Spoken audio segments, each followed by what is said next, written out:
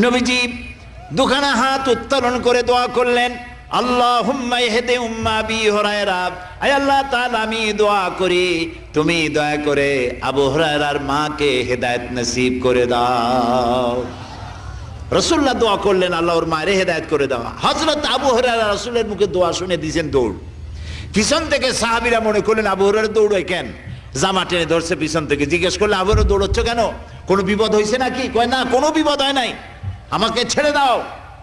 কেন, কি হয়েছে? হযরত আবু হুরায়রা বলেন, সাহাবীরা আমাকে ছাড়ো, আমি দৌড়াইয়া বাড়ি গিয়ে দেখতে চাই। আমি আগে দৌড়াইয়া বাড়ি পৌঁছলাম, নাবি বাড়ি পৌঁছবার আগে আল্লাহ নবীর দোয়া আমার বাড়ি পৌঁছায়। সেই দুইটা জিনিসের কোনটা আমি দেখতে চাই।